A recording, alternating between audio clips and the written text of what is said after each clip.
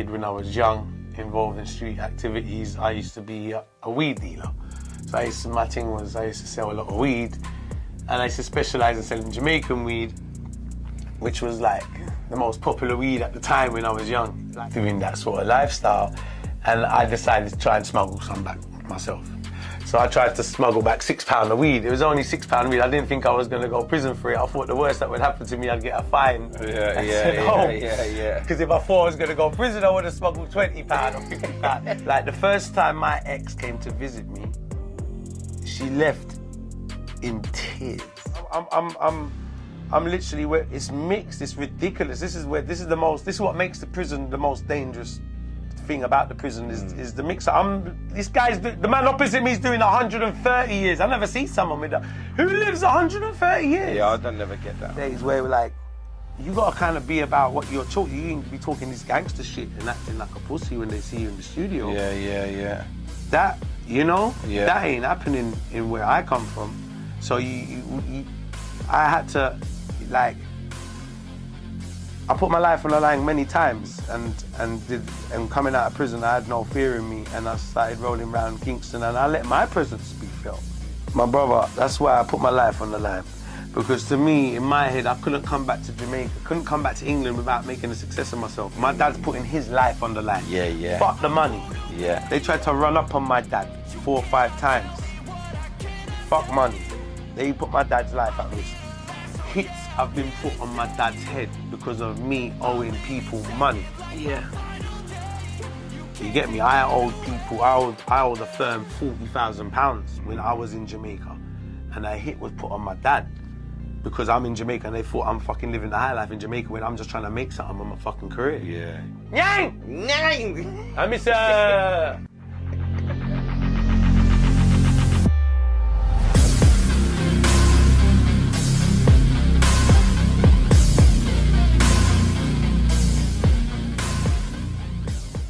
Yes, my guys, today we have a special guest, Tuggawar, in the house. Nyang! Yes. In the building. My family. I'm going to be giving it all of that, mate. I miss you at the foot for them. My guy, I really appreciate you, man. Do you know what I mean? Like, I reached out to you.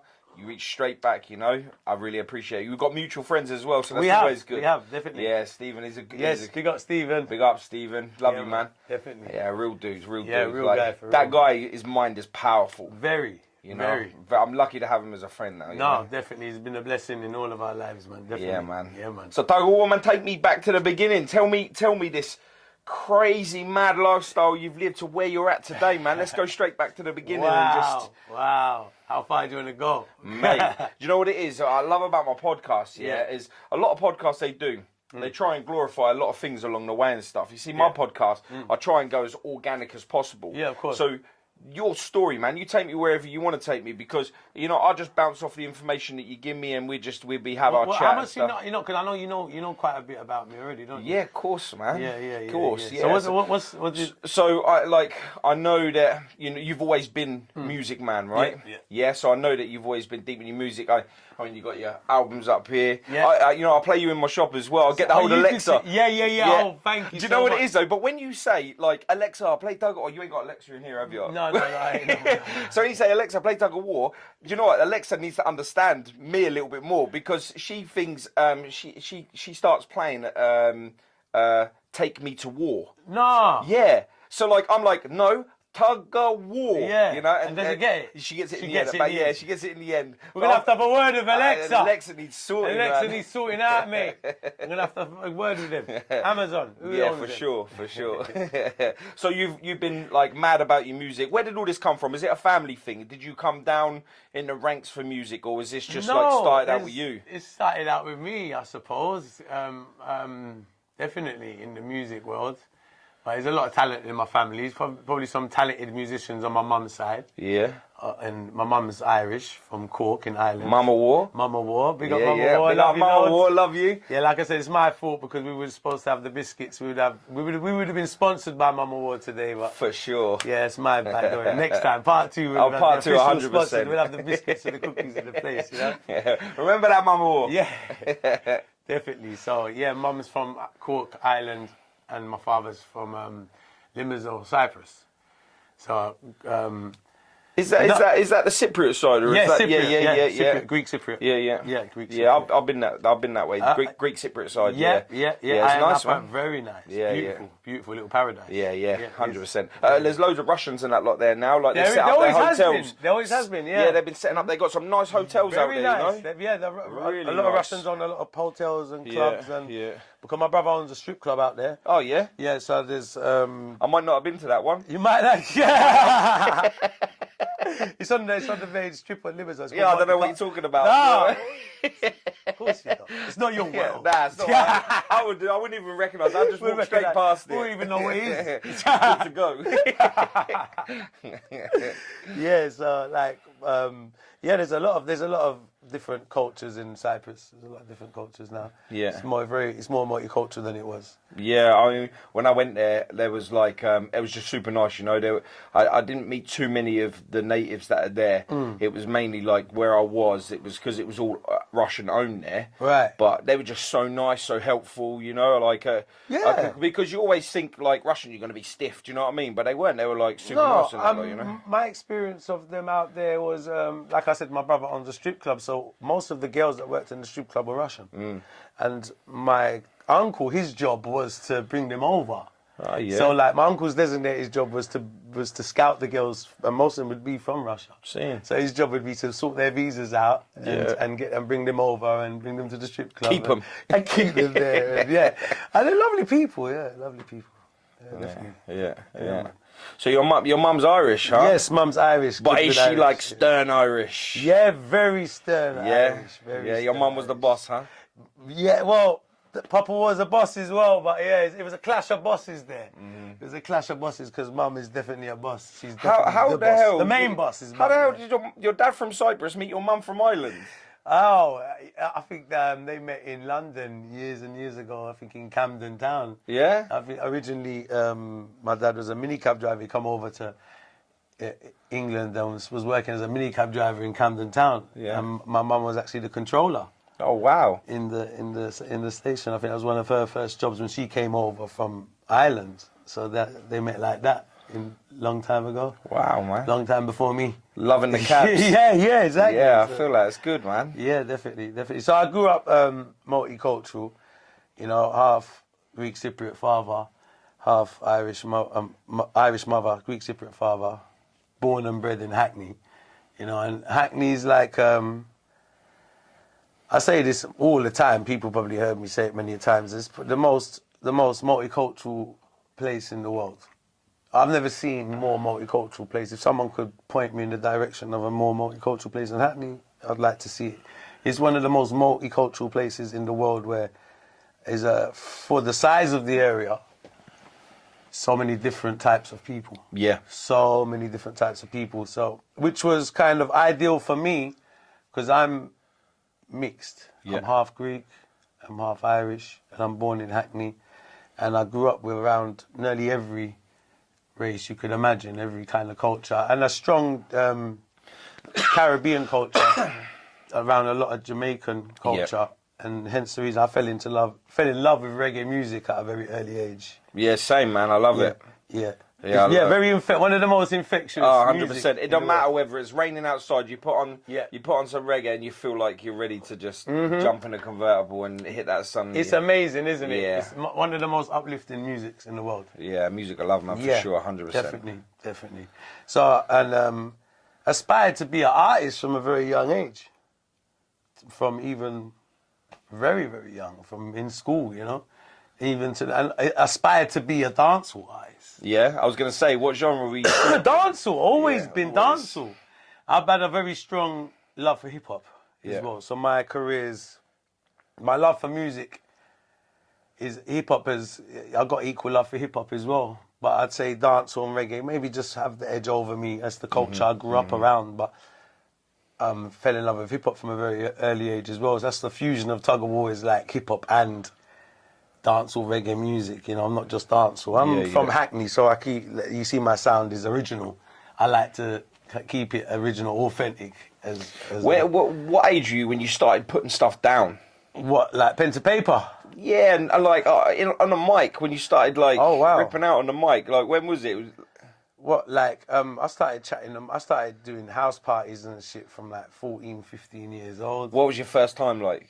You know, you got a house full of people ready to hear. You just I knew when I had a presence I knew I had a presence on the microphone from a very young age because I'd go in.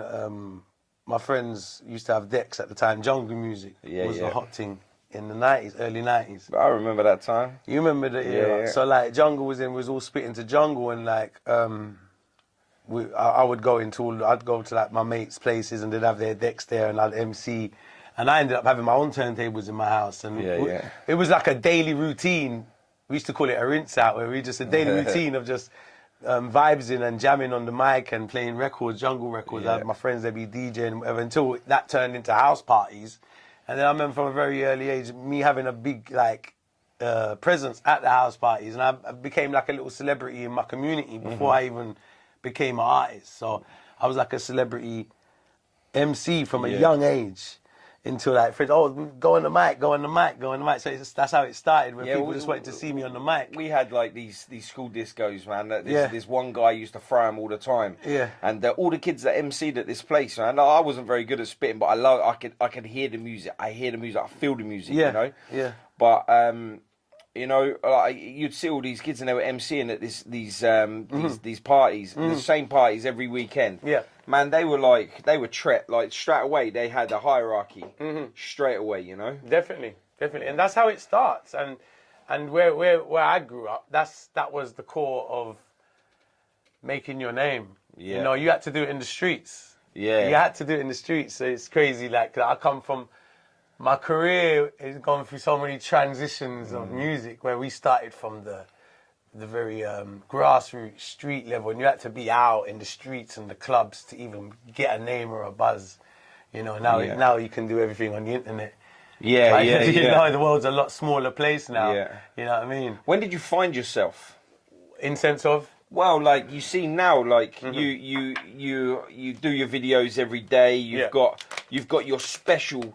That special part of you that everybody's like sends you videos that, you know, you're doing your head and your foot. Yeah. And then you got your cup of tea and the music as well. Like when did you find that you? That's always been me. See, it's weird because this is nothing that maybe how I present it is and it's always been me. You see, everything I do has just been me. Yeah. So like when I go Nyang, I've been doing that for years. Yeah. And years and years and I can be a serious guy. I can be a very fun guy. People that know me know that I'm very outrageous. People that grew up with me. Yeah, you're wild, man. Yeah, I love my energy that I get from you in voice messages. Thank you. You know, and I get all that. And that is me in real life. You know, I'm that guy in real life. I'm very energetic. I'm very passionate. You know, I love fun. I love being stupid at times. Yeah. You know, and people who grew up with me know that's my character in real life. So what I've done is, to be honest with you, is just bring that across in the music. Yeah. And I'm not a guy, I don't take myself too serious. So I've shared that with the fans. You know, so even when I'm like, that this is an entertainment level and for people to enjoy it that little bit more as well. You understand what I'm saying? I think they understand the whole level of my entertainment. Do you know what? I love when I listen to your music. Yeah, you know, it's good to tattoo to. You know what I mean? When I'm in Thank you so much. That means the world to me. Like for real, honestly. Brother, I don't think you understand how much that means to me, man. Like, seriously, like, this is what it means to me. Even the fact that you come down today to interview me, put me on your podcast, and the love you got for my career and my music and what I do and Mama War and everything that I do, that really means a lot to me. Yeah, man. I've got your mum can cook. I see them dishes. I'm like, what? Do you need to put a picture frame around them? Yeah. That's some serious skill she's got. Yeah. My mum, oh my God. That's why I had to start the Instagram. For sure, 100%. She was like, I'd say, no, we need to put this on the Instagram. I've been persuading her to do her own YouTube channel, but in her own time, she'll do it. Yeah, for sure, definitely. Yeah. But you see, when I listen to your music, I'm sitting there, I'm tattooing away. It's like I say, it's good to work to, it really is. But do you know what? When I hear your music, I want to see your video. Because I feel the energy as it comes through Alexa. I'm feeling that energy and I think, man, I've got to see this guy. I've got to see if he's like... And you turn your video on and you're like... in your gown and that, and you're just walking down the street spilling your tea and like you just, yeah, mate, the energy, I love it, absolutely love it. Thank you. Nah, that's good, man. You know what, like, and you know it's premeditated. I put a lot of effort into, and big up my family, Frostbite Films. We work collectively. He's responsible for all my visuals. Yeah. And we work very close together, and we're out to please you guys. But I like the way that he captures you, though. Yeah, absolutely. 100%. No. Even the angle, do you see? Say, it feels like he's like down on the floor getting you. Do you know what I mean? Like he'll crawl across the floor for you, you know? And, you know, when you're coming out of the house and you're walking down that street and then, like, you've got your tea. I don't know how you didn't empty that cup within the first 5 seconds of you bouncing it around. I'll tell you something, working with, that's why I big him up all the time, not just because he's my friend, but I think he's so talented and he's been God sent in my career. Yeah. You know, and I think like God puts certain people in your life at times. Yeah. And I think just to how the chemistry we have together as a working, you see when you work together on a creative project, you can see it. You can see it. You can see it. It's just like, you know, when they put Eminem and Dre in the studio and they had the chemistry, you know, there's times that people meet and create some very creative, amazing stuff. He understands me as an artist first. Yeah, when you connect with someone. Yes, and he understands. You see, he's around me. He's my friend as well, so he understands my personality. Yeah, this is why I work with Jay, and he's brought that out. Yeah, on the visual for sure, 100%. You know, he's brought because he knows me. Like what I said, you asked me where does this come from, and he knows this is me, and he's brought this out on the visuals, which and I think it's like amazing, and the fans and everyone appreciates it that little bit more as well because they can see it's real. And this is exactly what I was just about to say. Yeah. When I've watched you on your social medias, doing your thing, especially with Mama War and that, and I see you do that when you're not filming, you're just like Mama War, and then you're doing all that lot. Yeah. And then when I watch your videos that your guy has done, your music videos, I can tell that's you.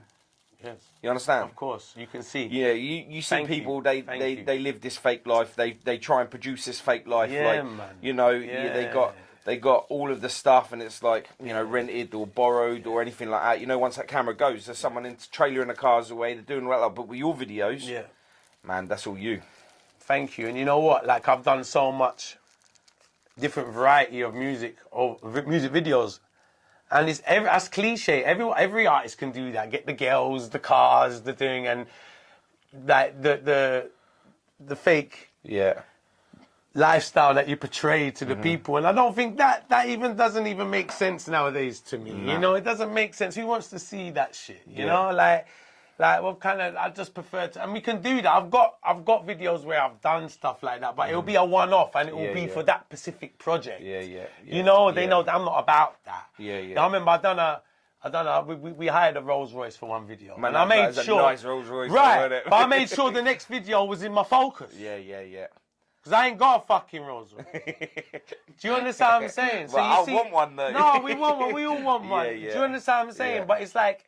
So you can see this is, rather than me saying, oh, this is actually, I own this. But that's it, you're not lying about it, you know? You're telling what it is about. Exactly. And I think they appreciate that. And that magnetised me towards you, that stuff. Thank you. You know what? I really appreciate that because that means more than money to me. Because 100. you see, all my life, like, the most important things in music is my life. Yeah. And, you know, doing dancehall music and reggae music, and my career started in Jamaica, and I've had to work very hard to for people to understand that I'm the real deal. Yeah. You know? Yeah, there's no joke there. There's no joke there. I'm the real. This is the real deal. And you know what? From the outside, I get why. You see, it's taken years for me to even get to this stage to be like this. Yeah.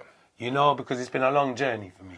Yeah, man, we don't ever become fully humble or true to ourselves until we've gone through a lot of negative, you know. Very true, my brother. This is it. This is what's happened with me. Absolutely.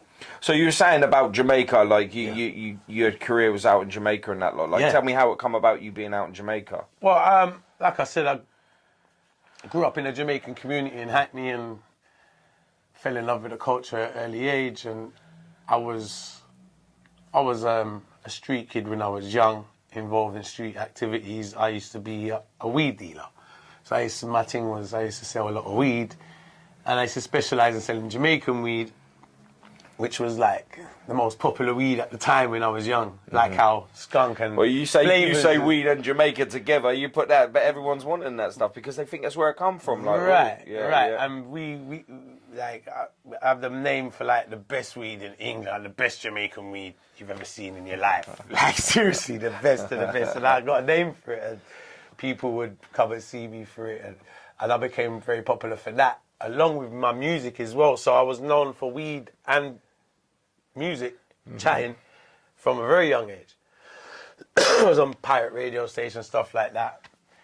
My first girlfriend ended up taking, her family was from Jamaica, and I went there, and obviously growing up around the Jamaican culture, I was even speaking patois a long time before I went to Jamaica, hence growing up around the culture and growing up around so many, like my dad's friends would be Jamaican, my mum's friends, in the heart, 3/4 of the people I'm around would be in that side of in Jamaican or part of the Caribbean, not just Jamaican, African. Like I said, Hackney's a very multicultural thing, but dancehall Jamaican influence where I grew up at the time where I grew up was very hardcore. You understand what I'm saying? Yeah. So that's the music obviously I fell in love to. So, but I never actually went to Jamaica, so planned to go to Jamaica for 2 weeks with my first girlfriend. And we went out there for 2 weeks. And like I said, I was already doing weed business before I went to Jamaica and slightly involved in smuggling moves here and there, you know, and doing that sort of lifestyle. And I decided to try and smuggle some back myself. So I tried to smuggle back £6 of weed. It was only £6 weed. I didn't think I was going to go to prison for it. I thought the worst that would happen to me, I'd get a fine. Yeah. Because if I thought I was going to go to prison, I would have smuggled £20 or £50. It was only £6 of weed, you know what I mean? Still, I could have made quite a bit of money off of it, because still made about £30,000 in England. Yeah. But still £6 of weed, I didn't think I was actually going to go to prison for it. They caught me in Norman Manley Airport with the £6 of weed, and they sentenced me for 1 year in Spanish Town prison. For six fucking pounds. Now I was locked up with a friend of mine. He got nicked for £20, and they gave him 4 months. Wow. For £20 of weed, and that's a decent amount to try and smuggle. I'm here with my little £6 of weed doing a year. Why they give you a year? They just made it. I went against the system as well, because what happened is I refused to pay the lawyer. They tried to persuade me to pay the lawyer £1,500. Yeah. So at the time, my ex-sister found a lawyer for me, and this lawyer was apparently friends with the judge. So he says, "Oh, it's good to work with this lawyer. He's friends with the judge." But I'm like, 1 minute. I had a good think about it, and I spoke to my father at the time. And it was the lawyer wanted £1,500, and I had to do the maths. I had to do these calculations in my head, and I'm thinking, 1 minute, I'm paying you £1,500 to tell them I'm guilty. It don't feel right to me. Something's wrong here. Like, if you're gonna fight my case, I'll give you 2.5. But you're gonna tell them I did wrong? I could do that myself. You know what? So we're going off of here that. So he stung you because you didn't pay him? No, I didn't give him fuck all. He didn't get to sting me. This is why they probably gave me a higher sentence. Yeah, because you know, you'd have that 1,500 quid. He would have probably give the 5 to the judge. Mm. You know, he would have had the 1, and then like you would have been free. Yeah, something like that. Wow. Not free, but a less sentence. Yeah, like 4 months. 3-4 months. 4 months, yeah. Yeah, that's what I probably should have got. Yeah. No, by rights, I should have got a fine and sent home. Did they ban you from Jamaica as well? No. It's an interesting fact, because I said that to... I was having a conversation with my mum about that the other day. Because Prince William and Kate just went to Jamaica, didn't they? Yeah. And it's an interesting situation. That's a whole different situation, but I mean, the Queen is still the monarchy for Jamaica. Yeah? Yes. That's why I'm allowed to travel back out there. But I think it's a very hypocritical role. I'm glad you said it so we can say this on the podcast as well. Is that I can travel back out there, but Jamaicans need visas to come to England. Yeah, what's that about? So like Beanie Man said the same thing the other day. And big up Beanie for highlighting it as well. Like Jamaicans need visas to come to England, but it's the Queen is the monarchy of the Queen runs. Yeah, that doesn't make sense at all. It doesn't make no sense, does it? Nah. It don't make no sense, no. And I'm allowed to go back out there. I've committed a crime out there. I've been back out there. Yeah, normally they turn around and be like, nah. Yeah, if it was another country, I wouldn't be able to go back after that. Yeah, because we done a podcast with Chet Sandu, and he was smuggled amphetamines from Cyprus, didn't he? Yeah. And he got banned from Cyprus. He told me about that story. Yeah, I'm sure he is banned. Yeah, he's banned from Cyprus. Yeah. He said, yes, he's banned. Exactly. Yeah. They would ban you from Cyprus. Definitely, 100%. Man, my brother, he got caught with a spliff once, right? He was on his record, and they wouldn't even let him into Disney, Florida. Do you know what I mean? So when you think about it, like you was, I might have problems going to America, but because I'm an artist, I'll probably straighten it out. Yeah, and make it happen the same way. It wouldn't be that problem, but yeah, I have no problem going back to Jamaica. I've been back to Jamaica. I know many people who have been arrested like me and been back to Jamaica as well. Like Stephen can go back to Jamaica, I can go back to Jamaica. We all can go back to Jamaica because of the Queen. Yeah. But Jamaicans can't come here without a visa. Man, that's madness. That's absolutely wrong. What was it like? What was Jamaican jail like? You know, being like, because it's not like UK at all, is it? No. I've seen like documentaries and stuff on people that have like locked up abroad and that lot, and you see that Jamaican jails, man, they're like everyone's walking around and stuff. You know what I mean? Like you see, they're like families can come in on like certain days and that. Like, is that really like that? No. Families come in on certain days? Yeah, so like you'd have like a family day on a Sunday or something. No. Like what they do in like Cuban jails and stuff. No. Maybe in some of the open prisons in Jamaica, not in the prisons, not in the main ones where I was. No, nothing like that. You get a lot of visits, but not a personal visit. When I mean visit, people can come and. So when I was there, if I remember correctly, on Monday they can come and drop you like towels or clothing. Yeah, I think Tuesday you can get like toiletries. Wednesday you can get hot food, so people can actually come to the prison to drop food. You don't get to see them. Yeah. They can just come and drop you the stuff and they'll give it to you, right? Yeah. So Monday's a day they can bring you like, I think it's like towels and stuff like that. Yeah. Tuesday, toiletries, stuff like that. Wednesday or Thursday you get cooked food. Mm-hmm. So they can bring you actually cooked food from outside for you. And on Friday, I can't remember what Thursday was, but Friday is a visiting day. Okay. So every Friday is visit, so you can actually get a visit on a Friday. And the visit, but like, it's absolutely pointless visit. When I mean pointless, you know, like in the movies where you see them on the glass in front and the two telephones? Yeah. But imagine the telephone's not working. Oh. It's 3 booths. My brother. It's 3 booths. Like the first time my ex came to visit me, she left in tears.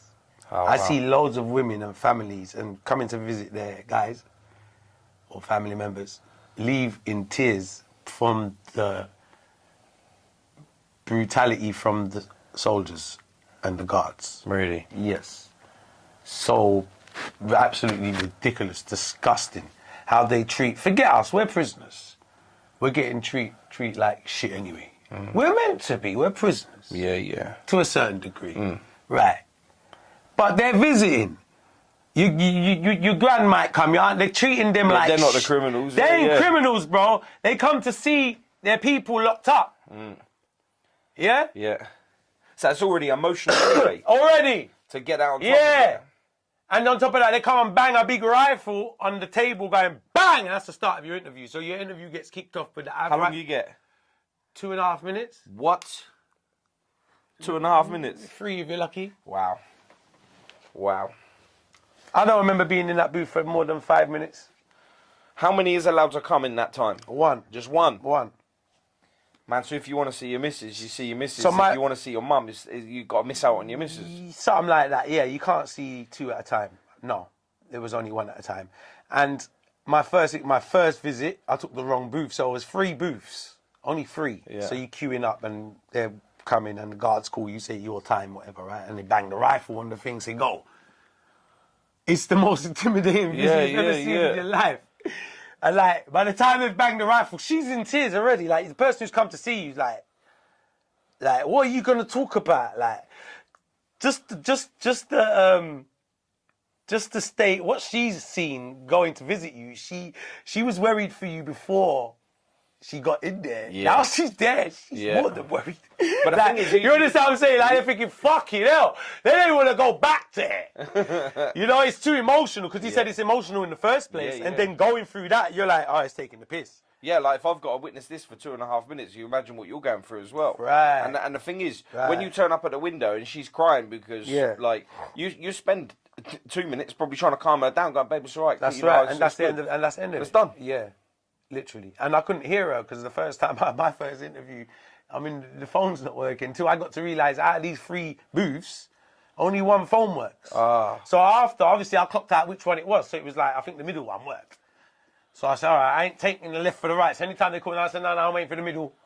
Don't give me the left for the right. Because we ended up shouting at each other through the screen to hear each other. Like, you know, because it wasn't a glass screen, it was like thick plastic or whatever the fuck it is.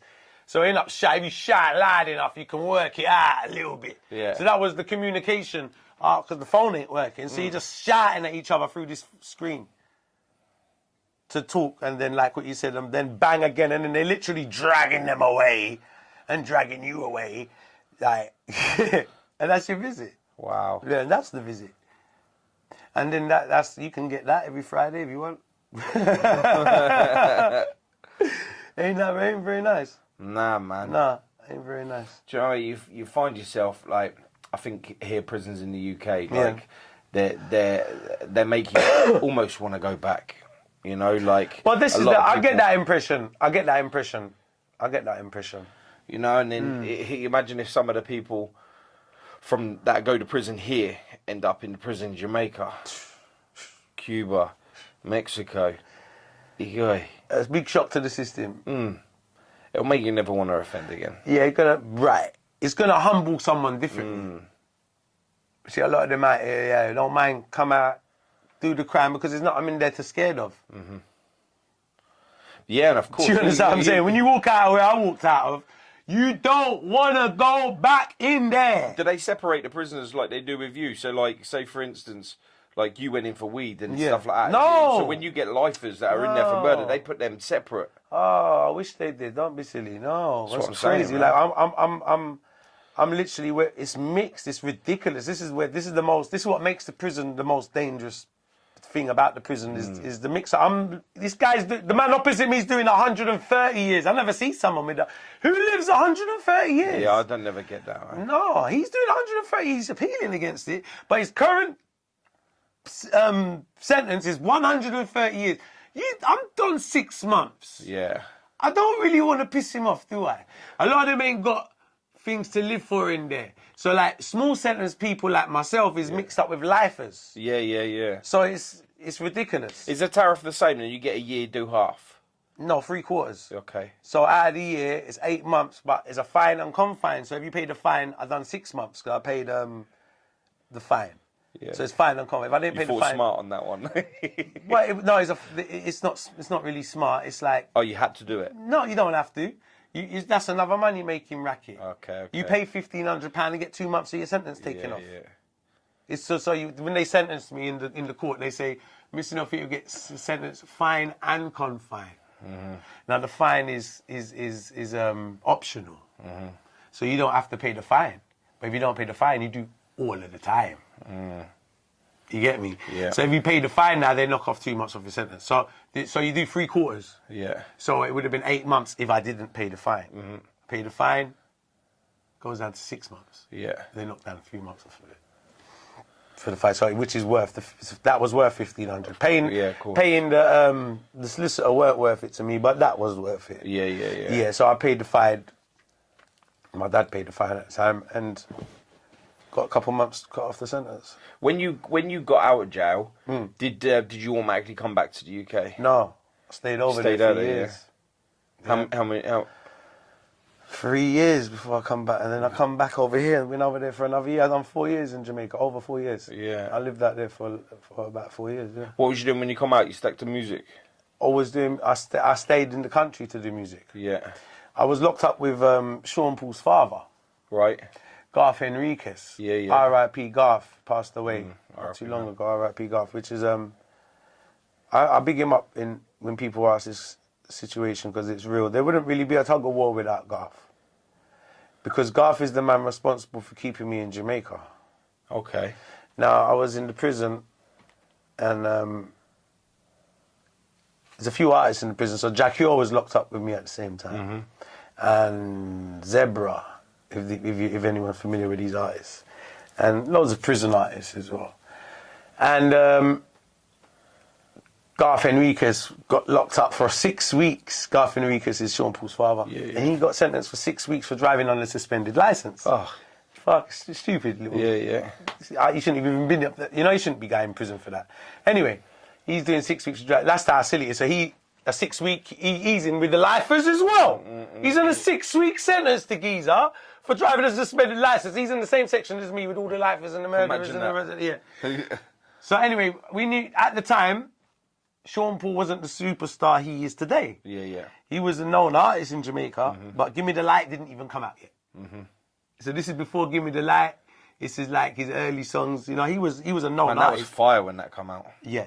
So I remember. Fire. So I was around his father when he was doing that whole project. I met Sean when in the process of him doing that Dirty Rock album. Yeah. And everything. Great guy. Big up Sean, man. Yeah, big up Sean, man. Yeah, and it's definitely. really nice to see his journey, because I see him like go from like your, no disrespect, like your average Jamaican artist to your worldwide platinum selling artist, and he is to this day, and he's 100%. And you know what? Salute to him, because he's kept it up. Yeah, and he didn't just have a buzz, did he? When you get the beat come on, when you get his beat, you automatically know, right? That's him. That's Sean. That's Sean, 100%. Yeah.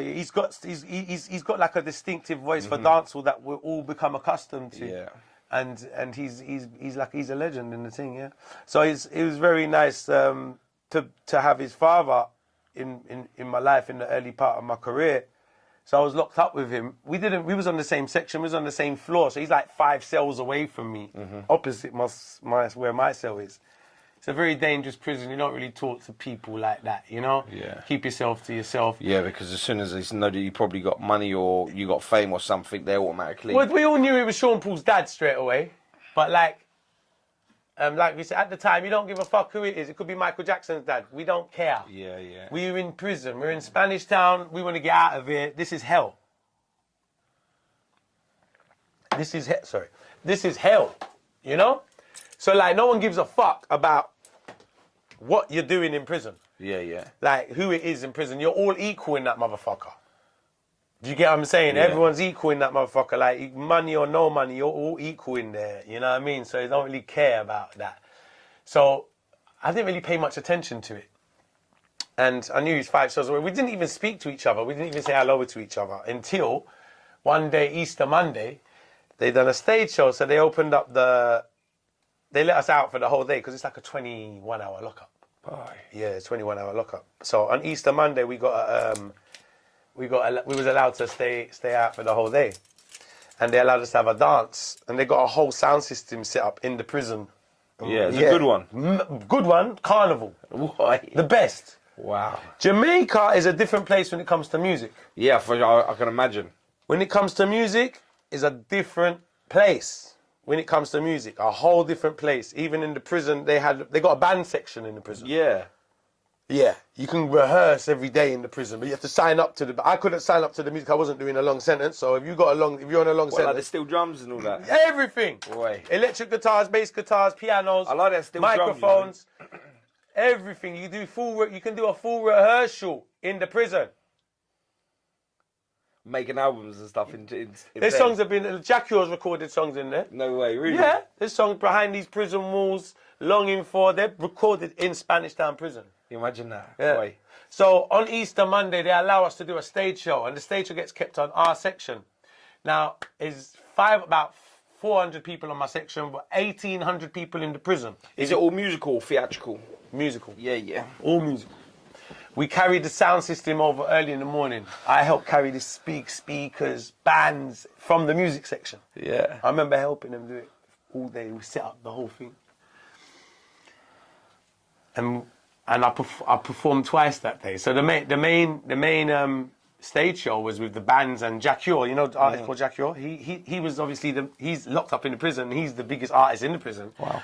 Along with Zebra. Yeah. So them two is like the main. Usually, they have artists come into prison for the stage show. Yeah. To do it on Easter Monday or something like that. They'll have artists to come from outside the prison to come perform and stuff like that. Sounds like they had all the artists in prison. They had we didn't need to call. They're in there already. You know what I mean? We're all in there. You ain't got to book any today. They're all locked up. Just call them. So anyway.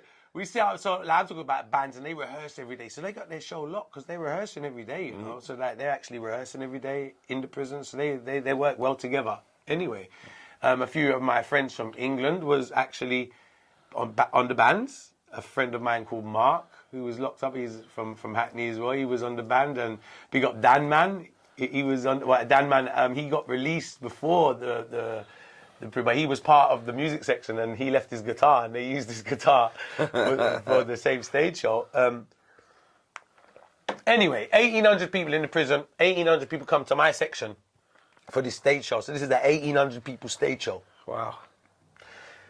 Middle of the stage show, main attraction is Jack Ure and Zebra. So they're performing, everyone's there going crazy, it's nuts. I'm on the stage because I'm part of the whole thing, setting up, rented. I performed early before the crowd got there. Yeah. With the records, on the records. Yeah.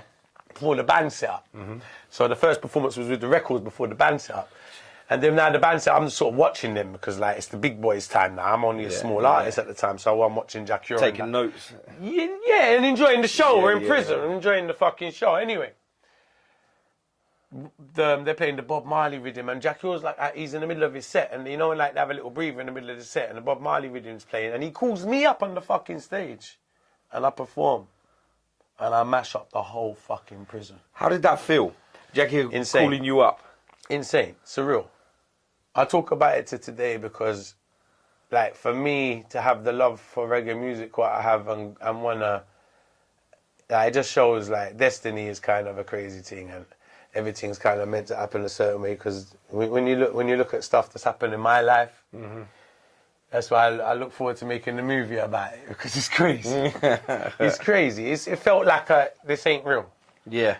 You know what I mean? Because you're in such a fucked up place. You don't expect anything good to happen. Or anything enjoyable like that, or anything like magnificent like that. Like that's like, you understand what I'm saying? Like, and the thing is, like, a moment like that would only happen there, because you're all there at the same time, and for that to happen is rare. You know, so you're like God's plan. Yeah, you have to look at that like that. That's how I look at it. It's God's plan. He called me up on the stage, and I didn't have many lyrics at the time. I had this lyric that I wrote in the prison, and they was playing the Bob Marley rhythm, and I chatted the lyric, and they was going crazy. And this is how Sean Paul's father comes into the equation. He was one of the very few people who wasn't actually at the stage show.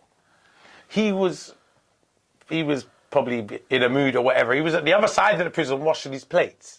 That's one thing you do when you get your little time out of your cell. Wash your clothes, wash your plates, whatever it is.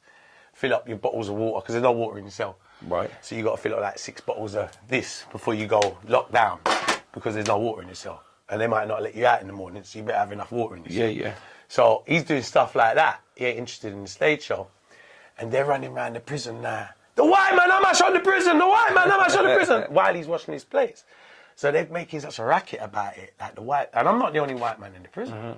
So he's like, which white guy's mashing up the stage show? Which guy? So he drops his plates and runs over to the stage to see which white guy they're all going mad about. And he saw me. After the show done, I remember I got locked down in my cell before. Like, they must have locked my cell, and other people were still getting locked down. I remember being locked down in my cell, and he walked past my cell and came up to my cell and said, "Yo, you mash up the place, you're wicked. You remind me of my son." And the next day, when I got let out, me and him went on a little walk around the prison and started talking. I told him my situation, and he told me his situation, and he said that he was due to get released 2 weeks before me. All right, yeah. So he ended up doing this 6 weeks later on in my sentence. You know what I mean? So I'm already seasoned in the prison when he's come in. Yeah. So he's getting released. He ended up getting released 2 weeks before me, and we all knew that. And he said, "No, I want to." And he was really passionate after seeing me on the stage. He was like, to him, it was like he's found a real gem. He was really passionate about me.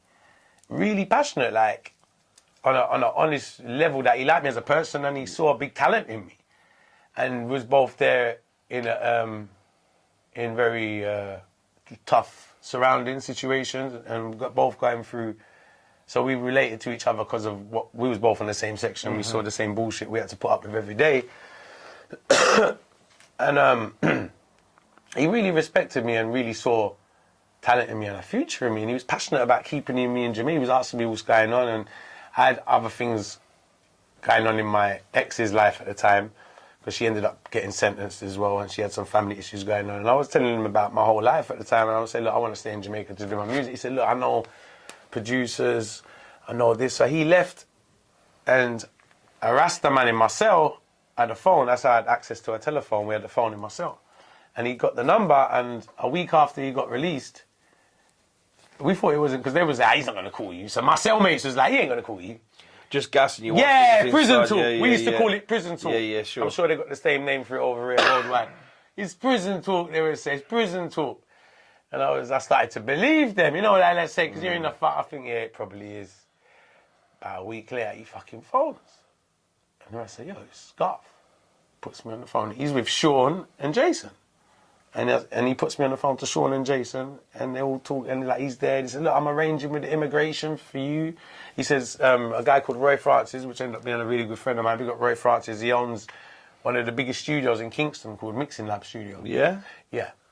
One of them where most of the hits and the loads of the, like, I'd say... I think I heard that. Is that where Damien's done a couple of things from? With Damien Damani? Yeah. Oh, yeah, everybody's worked there. Shaggy done his whole album there. Yeah, and I heard that from... Yeah, I heard that Mixing name before. Lab Studio. Yeah. You would have. Yeah, 100%. Yeah, no, it's like, Mixing Lab Studio is like the heart of the music industry. Well, I mean, there's a lot of big studios in Jamaica. You got Jammies, you got Arrows, you got loads of big studios in Kingston. Mm-hmm. Kingston's full of amazing studios, but Mixing Lab is one of the main studios where over the years, like 70-80% of the hit music has been done there. From the 90s, go straight up. And it's owned by a guy called Roy Francis. Lovely, lovely guy. He owns a studio, he owns a label, and all of the producers used to just hire out the studio to do their stuff. And you'd see all the biggest artists in there. And that's how I started hanging around that studio. That's how I became friends with all the artists, from hanging around there. Yeah, so Mixing Lab was like the start of my music career coming out of prison. So, and so what was you going to say though? I cut you. Well, I think that was the one of the places that Elephant Man had in one of his music videos. Yeah. Elephant Man shoots music videos there all the time. I think I'm pretty sure that's where I'd seen it before. Mm-hmm. In one of his videos. You'd see it in a lot of videos. Yeah. You're the Hub. Yes. The Hub. Yeah. Like Mama's Kitchen. Yes. Yeah. You get me? And behind Mixing Lab is Stone Love. You heard of Stone Love? No. So Stone Love is like the biggest sound system in Jamaica, and it's also they're not only the biggest sound system, they're a studio and production company as well, and a massive entity. Like the biggest foundation sound system for like 30-40 years. Big up Father Poe, he runs it. Like they got like trucks, like Stone Love can play in like 20 venues in one night. Wow. Yeah, massive. Hey, wait a minute. Is that when they pull up like a trailer and they lift up the side and it's all speakers? Yeah. You know what? I've seen it, but I didn't know that was the name of it. Stone Love. Well, there's a few of them that do it like that now, but Stone Love. And they pull in the trucks from the side and they just lift up the side and it's just.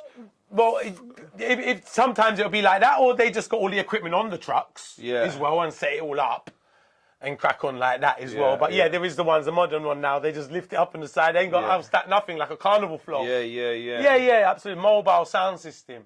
And they got loads of trucks. So Stone Love would I think Stone Love had I think they got about 6-7 trucks. They got loads of big trucks. You remember when Beanie Man done a video? I'm not sure it was Beanie Man. He done a video where it was in the town, Jamaican town. And in Kingston. And they had all of the people. They were all there, loads of them, and they had the stereo like that in one of his videos. Yeah. See, there's so much of that. There's so much of that in Jamaica, where the music is so powerful out there. And I say Stone Love because Stone Love is one of the most Stone Love is like one of the foundation sound systems, and everyone who everyone sort of grew up on listening to Stone Love on the cassettes. From when we was young, and we'd love to go to the Stone Love events. But I mean, everybody. There's so many different people who do it. Like in Jamaica, you just see a van like that driving down the road. Like you see a school bus with speakers coming out of it in Jamaica. Like, I've literally seen school buses drive past like raves, you know? Like it's crazy. It's crazy. It's a very musical driven country. The artists, like you see, artists have 10 times more power than politicians in Jamaica. Yeah, hands down. If an artist says something, he's going to listen to the art. The people are going to listen to the artist 10 times more than the Prime Minister. Yeah. Like, it's a different vibe. Very, very powerful. Very powerful. That's why the government end up fighting against people like Sizzler, Bounty Killer, because of the power they've got on the people. They're more influential on the people than any politician or anything. Where over here, artists are quite powerful, is where if they start standing up for their rights, they can get there, but not like over there. It's different. It's different. You know, do you find because the music speaks, sorry to cut you, the music speaks, reggae and dancehall music is like rebel music. So it speaks on reality issues and things. That's what I was just about to say. Like, do you think like when they find out that you're into music, when you're doing crime in Jamaica, that they're harsher on you because the people listen to you more, so they feel like they give you the stiffer sentences to try and show the people that like you might be gods on the mic, but you ain't. What you mean, like the cartel situation? Nah, just like you in general. Do you know what I mean? Me? Like, nah, but you, music, like anyone that's doing music, like you say, they will. Music, people listen to artists more than they listen to politicians. So they try and give you like. It goes without saying, if someone's a problem, then the only way they're gonna try and get rid of that problem with their power, and that would be one of the ways of doing it. Yeah, I mean, if that person's a bit of a problem to them, just like other things in the world, when you see it happens in different situations in the world. Do you find, like, see here in the UK, like a lot of people that are doing music now, they're normally telling their crimes on the mic, you know, they're normally telling everybody that they've made racks, they've got weapons, they shot someone, or they've done it in the music. And obviously the police and that lot, they're on. So if they're, say for instance, you become in the eye of the law, they start going on your YouTube channel, start checking what you're saying in your music, and then they piece it together to finger the crime. Is that like that with Jamaica? Like, do they start, because see a lot of the music that's out there, but it's all it's a lot more love music than it is anything else, like peace, and you know you're relaxed more in Jamaica with the music, you know. But there's still a lot of gangster music. There's still a lot of this. There's still a lot of that. I mean, that goes for everywhere as well, I suppose. And I think a lot of the new generation, they call it snitching on themselves in the music, so to speak. I know what you mean. Yeah, it happens a lot. That's a madness, though, isn't it? It is crazy. It's absolutely crazy. But at the same time, it is crazy.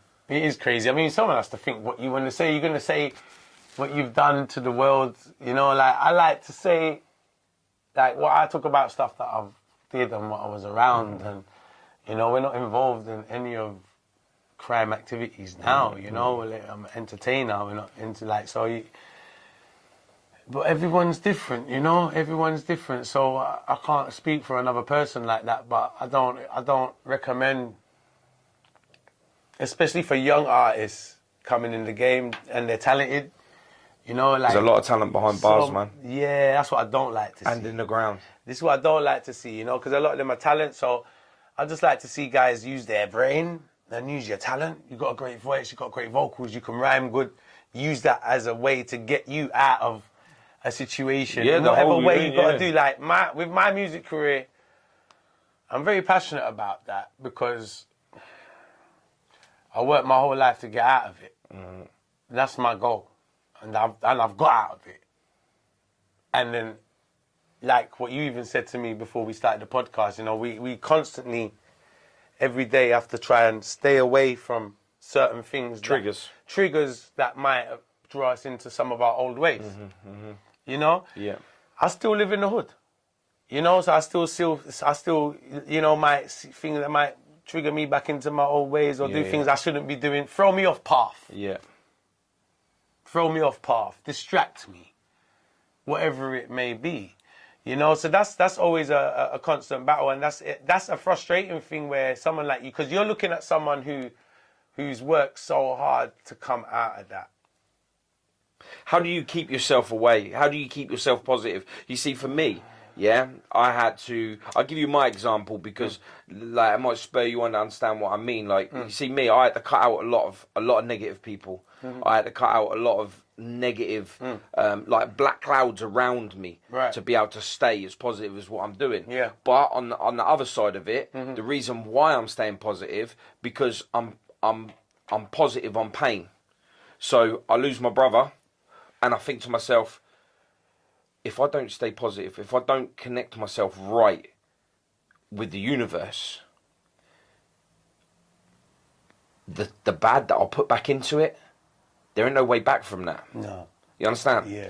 So I've got to do everything in my power to try and stay positive. So I'll ring someone on the phone, I'll send voice messages, text messages, I'll see people in the street, I say hello, I'll hold a door, do you know what I mean? I'll do all of the stuff that's positive because everything that I want back in my life, I've got to know that I've got to put that out there. Yeah. So if I talk to someone like a dickhead, best believe I'm going to be getting that back. But I'll find a problem with that. Like, why are you talking to me like that? And it's like, well, and then that's going to escalate into another problem. Which is going to put you in a situation where you don't want to be. So you've got to put out that energy. Yeah. Whatever you want back. Got to put that out. Of course, you have to. You have to. How would you feel, like you see some of the music that's creating this genre of like, you know, knife crime and just crime in general?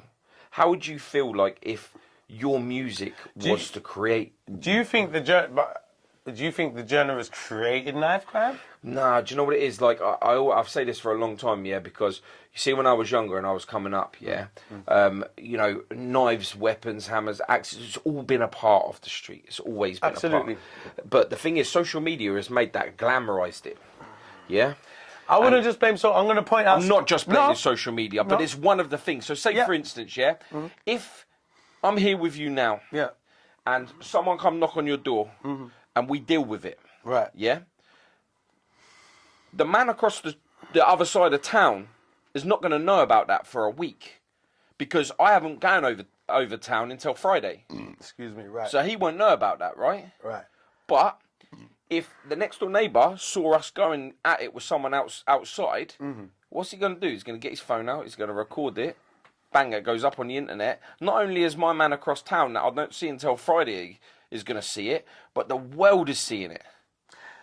That's social media. I agree with you. It's crazy. Yeah. You see me, I use social media for positive, right? So social media is an amazing place for me. Yeah. Yeah, because I don't listen to any of the haters. If anything, yeah, me neither. It's an amazing place. Oh, mate, do you know what it is? I'm all over it. Yeah. And the way I see it is, yeah, if you are living life on a view, it's what you make it. if you're living life on a view, right, then that hater is just added to your message getting out there. Yes. Thank you. Thank you, haters. That's what I say all the time, Paul. Thank you, haters. Thank you, haters. Thank you. Because we're nothing without them. And you know what? I gauge it by how good I'm doing. Like, if I don't see no haters, I'll start worrying. Yeah, yeah. I'm going to be honest with you. If I see no haters, Paul, the money slows up, You're man. doing something wrong. Something's wrong.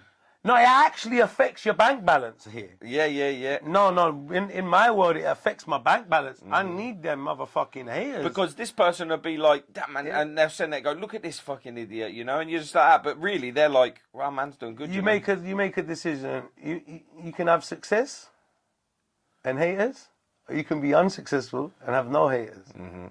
It's the truth. That's the choice. Man, people always want to jump on the negative before they jump on the positive. Yes, this is it. This is it. It's really sad. It's really sad. Yeah. It's really sad. Really sad that is the way the world's inclined. It's sad that it's like that. And, you know, it seems to be human nature across the world. Well, do you know what it is like with that whole human nature thing? Is we have all contributed to the way that the world is right now. Definitely. Well, exactly. Absolutely. Like, we all blame this and that, and at the same time, we only got ourselves to blame. 100. Like, I look at the human being as the most disruptive creature that was ever created in planet Earth. We're the most disruptive thing that's ever been created in time. We disrupt ourselves. Done with Paradise. Look what we've done with Paradise. Yeah. We've had the option of everything. Yeah. And we destroyed it. Mm-hmm. And when we didn't destroy it, what they do? They build a pretty house on top of it. Mm-hmm. They knock down the old, build the new, and then hope that that's going to make the change. But it's not, because you've just polished something that's not that great. Mm-hmm. You know? Exactly. And that's the same with like you have an escape, right? You have music. Tell me that's not your biggest escape. Absolutely. 100%. 100%. And then of course you're fighting because you've got your mum as well. Of course. Yeah, so you've got positive, but you don't really notice that you've got all that stuff until either your liberty's taken, yeah, or you're rock bottom, and you finally see what you've got. Definitely, 100%. And because I've been rock bottom, and I've had my liberty taken, I appreciate every little, you know. Yeah. I appreciate every little thing. The small things matter more to me. Yeah, 100%. Money don't mean shit. Now, for me, everything that's free is what I want. Love, loyalty, respect, you know, and I know that it's free, but you still have to earn it. But how you earn it is free also. Yeah. So why is that the hardest stuff to get? You know? Yeah. Because if someone turned around and said to me, oh, you need to go on holiday, got no money, I can go out and go get that. Just take it. You know what I mean? But you can't go and take love. You can't go and take loyalty. You can't take respect. No, can't take that. Nah. No, can't. Can't. It's got to be given freely and honestly. And it don't come regular. It don't come easy. Nah. Don't come easy at all. Nah. And I say it a lot in my podcast. It's so easy to be bad, it's so hard to be good. But the rewards of being good is by far greater because it's long term. Absolutely. Like you said earlier, I treat people the way I want to be treated. It's the only way. That's like you said, like you were saying, you open doors for people. I want to be I don't want no one to treat me fucked up. So I want to treat any human being I deal with. Like, I don't see black, I don't see white, I don't see color. I see humans. I don't see anything else but humans, you know? And I deal with everyone with respect, and I deal with everyone with the same respect as well. And I'm brought up like that, and for the simple reason, I want to be dealt with respect. And you can only get respect if you show respect. Yeah, for sure, 100%. I mean, look what happened, yeah? Yeah. Like, we come in your house. Yeah. Yeah? Yeah. What's the first thing I did? I took my shoes off. No, I noticed that, yeah. You didn't even ask me, nothing. No, and I told you didn't have to. I know. Yeah. But you see, this is your home, this is your castle, it's your palace. Appreciate that. How am I going to come in here from walking out there, like I just walked from the town through here? Cool, no, my brother. I ain't bringing that stuff in your house, not in your palace, you know what I mean? Respect, We've got madness on that, you know? Appreciate that. But that's what I do, and you know, and it's just something I've learned along the way, you know, is, you know, fear is not respect. Fear, no. Fear is not respect. No, it can be the opposite. Oh, totally. It can be the opposite. Totally. You know, Fear can be resent. Yeah, you know, and it's Fear will like, make someone resent someone and them thing there. It took me a long time though. Yeah. It took me a long time. I had to lose my brother to be able to find this me that you know, this me that we've become friends on. This is all me from pain. Yeah, I could imagine. And learning about myself. But similar with myself as well. Like, you know, I've been through a lot of things. Yeah, for sure. Yeah. And I had to. And do you know what? Sorry to cut you, but I believe people like me and yourself, we link up at the right time. Everything is aligned. 100. You feel me? Yeah. Yeah, everything's aligned. We link up at the right time. Yeah, that's what I'm saying, man. Without this positive energy that I'm trying to put out there for myself and my own sanity, I would never have bumped into people like yourself. Do you know Michael Emmett? Lovely man. He's a London guy. Okay. Yeah, but I'll tell you what, like I always tell him, he rings me up and goes, "Hi, son." I'm like, "All right, Dad, how you doing?" And we just laugh. It's just bliss. But you see that man is pure. Yeah, absolutely love that guy. Nice. So meeting people like him, I would have never bumped him, Stephen, you, like... And loads of the other guys that I've podcasted for the message of, like, you know, teaching the kids or the people that watch this that are in the life that the people that are podcast have been at the top of their game.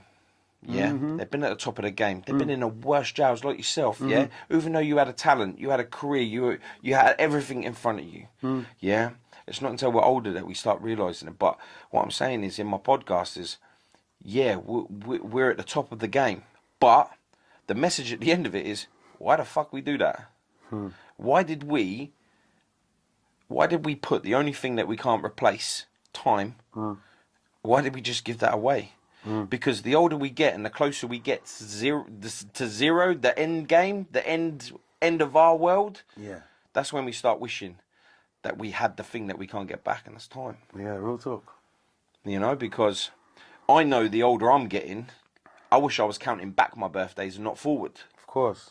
Because I know that 1 year older I get that one more year wiser, 1 more year successful, 1 more year, you know, where I can lay my mark for a legacy that's left behind. I wouldn't look at it like that. I'd look at it like, it's like every year is a blessing, bro. Like every day is a blessing. Every day. And you have to live every day like it's your last. Absolutely. Do you know what it is? And if today is my last day, yeah, I'm glad that I'm here with you sharing this message. Thank you, my brother. Thank you. You know what I'm saying? Because without this, yeah, the legacy's nowhere. Nowhere. Who are we leaving what we've done? Where are we leaving it without the power of social media? Because you see who's going to watch this? People in Ireland, where your mum's from. That's right. You know, people from Jamaica, where you was in jail. Like people here, all over the UK. Like people are seeing this and they see the message. Yeah. And they're like, right, if my man could be doing what he's doing, being like, you know, trying to smuggle drugs in, trying to, you know, be in jail in Jamaica, get through all of that. To finally wake up and realise, man, I need to love myself. Because it's not until, especially with you, because you're putting music out there. Yeah. Yeah? And you see me, I felt that in the music. Thank you. Yeah? That means a lot so to me. for me to feel that in the music, I would have had to have felt your change, your transformation. Yes. And I believe... My growth, I believe you put your growth in your music. Yes, I did. You can hear it, you can see it. Your videos match who you are. You know, when you come across on the mic, your videos match you.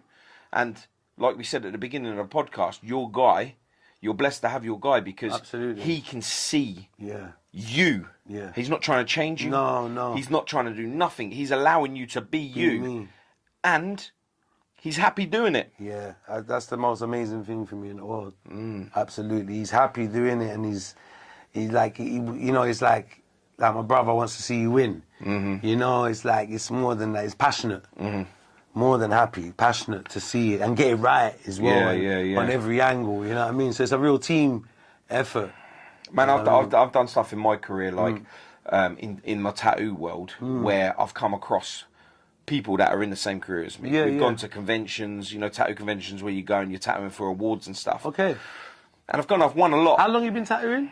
Well, I don't even know, you know. Long time? Yeah. You got enough tattoos? Oh, mate, I started late, but I've got loads of crap on me, do you know what I mean? Man. My guy, Jamie, the cameraman, you should see some of the stuff that he's got on him. I won most of my awards on stuff that he's done. Wow. So I've been all over the world. I've been all over the world, like crazy. America, Mexico, like Belgium, Holland. I've been on TV in Holland. What? I've been on one of the biggest TV platforms for tattooing. It's called Inked. Oh, fuck. Yeah. I think I've heard of that. Yeah. And I'm not really a tattoo man like that, but I've heard of it. Yeah, that's massive. Wow. And I've been on that. I filmed that in California. I'm supposed to go back over to New York and film some more, you know. Wicked. Yeah, but I can't get over there. Oh, you know what? Like, I'd love to even stuff. do a music video, like, with you doing your tattoo, you at work or something. And me tattooing you. And you got a clean canvas with me. I ain't got none. This is my only tattoo I got. Man, listen, we've got to put this in a music video. Yeah. Let's do it. That's making history right there. So oh, hell yeah. That's 1 million views, that. Oh, 100%. That's 100%. Let's make it happen. Yeah, we're going to have to make that happen. I've definitely got to make that happen. Bring you down the studio, get your camera guy down. Yeah. But what we do is, shit. you might scream a little or not, you know, I don't know. So what but that's scream. So what we'll start the I tattoo. might go yang. Yeah. Loud and clear. Yeah, I think that works, man. I'm up for it. That'll be funny as shit. Yeah, definitely. I'm up for that as well. Definitely. We'll make that happen, 100%. Definitely. I'm up for that. You got me thinking that. Yeah, definitely. I like that. So with like your music and putting it out there and stuff, you're empowering a lot of people, making people feel good, making, you know, because people listen to music when they're low, people listen to music when they're, you know, they're doing well. People listen to music when they're off their nut. Yeah. People listen to music when they've got nothing else. Yeah. When they're alone. Yeah. How do you feel? Do you ever get people like come at you and turn around and say, "Yo, I made a kid to your music," you know? Or like Tuggawar, thank you so much, you know? Like I get people showing gratitude for my music all the time and tell me, I get messages. What touches me the most is I get a lot of messages, and it really drives me more than anything. I get a lot of messages, people saying how my music helps them with their mental health. Mm-hmm. And I think that's that for me to and mental health is something everybody in this planet has to deal with in one way or the other, you know. So when and I get a lot of that, and I'm very grateful for that. Very, very grateful for that, and for my music to have any kind of impact in someone's life, to uplift them or bring them out of wherever they are. I mean, to me, that's like my job done. Yeah. I feel like that's really, really, I feel that's very rewarding for me, more than anything in this world, you know? Yeah. Because when you make music like me, like I make it to be felt. Yeah. So like even you yourself, when you're saying you felt the growth, and you felt that, and because you're about that as well, you've changed your life. So you feel it when another man's done it, and I'm putting it out in the music, and and you're feeling it like that. That's like what I say. That's my job done. That really, like, thank you so much. That's like what I do music for. Yeah, I see you repost a lot of videos from when you're doing, you know, when you're doing your shout and that lot, and people are like you do your voiceover and people are copying that voiceover and they send you videos. Yeah. I love that. Yeah. I watch every single one of them that you post. I think to myself, thank you. Wow, do you know what people like? And they look like they're from all over the place. All over, yeah. You know, and I see these copying you, and I think to myself, my man's making moves, you know, like you're really impacting people for them to, like I turn around and say, for me, I got love for Jamie and my cameraman because, like, what I'm doing is for my message, right? Yeah, about keeping my brother's legacy alive and spreading the message of like put down the knives, you know, stop crime. It's not going to do, and you will regret it. You will regret it 100%. It doesn't matter how successful you are. Once you're at the point, you're gonna be like, you know, there's no point in it. Absolutely. And I sit there and I value it greatly because I've took his time from him for him to be here with me. Of course. The time that he could have spent at home on the sofa with his missus, of course, with his kid. I've took that time. Now I appreciate it. I respect that. And the most valuable thing in this world is time. 100%. You ain't getting that back. Don't get it back. You ain't getting it back. No. So for him to give me that time, that's the best gift that anyone could ever give me. Same as you here tonight. You're giving me time. Yeah. Yeah? You ain't getting this back. No. It's fact. So I can appreciate that. No, and I appreciate the fact that you appreciate it. Yeah, for sure. But like I say, man, it's not until like you have a near-death experience or someone is taken from you that you then start appreciating time, because just in that time, you wish you could just have that five seconds of the person that you can't have. Absolutely. My brother. So I could say, I love you, man. Give him a hug. Proper hug. Not that like bro hug, like a proper hug. Yeah. Yeah? You ain't getting that. No. So I can respect time. Yeah. Now. And I appreciate it. And I say to him all the time, like, I appreciate you. And like I say to you, I appreciate you. Thank you, my brother. And my guys that watch this, they'll appreciate you. Come down to see me, and like I appreciate everyone that watches this and appreciates what we're saying and feels what we're saying, and that means a lot to me. It means a lot to me. Like we said, time is the main thing. You took your time to come out, and we make this happen today. And like we said, legacy is the most important thing. Just like how you are keeping your legacy on for your brother, that means the world to me. Like, I keep the legacy on for my father and for everything I've been through and everything. And legacy is something that will always live on. So, man, do you know what they turn around and say? Yeah. 3 generations. Yeah. And you're forgot. Wow. 3 generations and you're forgot. That's what they say. That's how long your legacy lives on for if you do nothing about it. Think about that. Not you. You got albums. You got music. You're out in the world. Look at Bob Marley. Yeah. Yeah. So Bob Marley, he died a while back, right? But from that, I knew about him. My daughter's 15. One of her life songs is one I gave her, which is 3 Little Birds. Everything's gonna be all right. Yeah. When you're struggling, put that on. Do your thing. My son, when he was in the belly, I put on there No Woman No Cry. He went mad for it. That's another generation. He's never being forgotten. No. Because he put something out there. Peace and love. He put it out there, man. That free shit, that lasts forever. Yeah.